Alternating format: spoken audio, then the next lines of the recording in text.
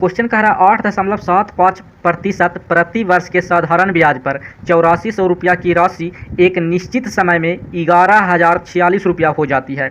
उसी ब्याज दर और उसी समय में 9600 रुपया की राशि पर साधारण ब्याज क्या है। तो कहने का मतलब हुआ कि दर है जो दिया हुआ है और ये है जो मूलधन दिया हुआ है। कह रहा है कि 8400 रुपया है जो किसी को दिया है साधारण ब्याज पर 8.75% के दर पर दिया है एक निश्चित समय के लिए, मतलब समय है जो दिया हुआ नहीं है। तो कह रहा है कि 11,046 रुपया हो जाता है। तो देखिए इसको में से हम ये जो मिश्रधन प्राप्त हुआ है, ये मिश्रधन में से हम मूलधन को घटाएंगे तो हमको ब्याज पता चल जाएगा, मतलब एसआई पता चल जाएगा। अब ब्याज पता चल जाएगा, यहाँ ब्याज का दर दिया हुआ है, मूलधन दिया हुआ है, एसआई दिया हुआ है, मतलब पता कर लेंगे एसआई, तो तीनों पता हो जाएगा। तो हमको टाइम पता चल जाएगा, मतलब इतना जो दिया हुआ है ये वैल्यू से हमको टाइम निकल जाएगा। तो कह रहा है आगे चल के उसी कारण से कह रहा है कि उसी ब्याज दर से, मतलब ये जो ब्याज दर है इसी ब्याज दर से और उसी समय से, मतलब जो इसको सोल्व करेंगे तो समय आएगा उसी समय से 9600 रुपया की राशि पर, मतलब 9600 रुपया की राशि है उस पर साधारण ब्याज कितना होगा जो पूछ रहा।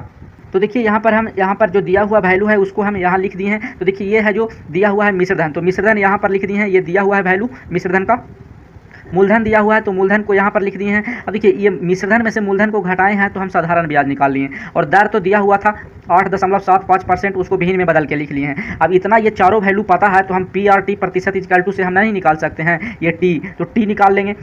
एसआई बराबर फार्मूला होता है, क्या होता है, तो एसआई बराबर होता है PRT percentage equal to SI, मतलब एसआई इजिकल टू होता है ये वाला फार्मूला। अब इस फार्मूला पर हम वैल्यू पुट किए हैं। पी का वैल्यू है जो यहाँ पर 8400 लिखे हैं, आर का वैल्यू है जो 35/4% लिखे हैं, या प्रतिशत को बदला में यहाँ 2 जीरो लिख दिए हैं। अब देखिए टी को टी लिख दिए हैं यहाँ पर, कोई दिक्कत नहीं है, इजिकल टू एसआई का वैल्यू लिख दिए हैं। अब इसको सोल्व किए हैं, तो देखिए सोल्व किए हैं इसको, तो यहाँ टी का वैल्यू हमको पता चल गया। सबसे पहले कटता है उसको काट दिए हैं सबको। अब टी का वैल्यू यहाँ पर हमको पता चल गया 126/35। आर का वैल्यू तो हमको पता ही है पहले से यहाँ पर दिया हुआ है, तो आर को सिर्फ भिन्न में बदल के लिखे हैं। अब आगे देखिए, आगे जो आर और टी का वैल्यू हमको पता चल गया, तो आरटी प्रतिशत का वैल्यू हम पता कर लिए हैं। यहाँ पर आरटी प्रतिशत का वैल्यू पता कर लिए हैं। तो देखिए 35/4% है जो आर का वैल्यू था, और टी है जो टी हमको पता है, टी निकाले थे तो टी हमको 126/35 है, उसको गुना किए तो ये दोनों वैल्यू कट गया, ये भी कटा तो 63 ऊपर बच गया, नीचे 2 हो गया। अब 4 को काटे तो 2 आएगा ना, तो 2 आ गया। अब देखिए आरटी प्रतिशत का वैल्यू हमको पता चल गया, आरटी प्रतिशत का वैल्यू हमको पता चल गया 63/2।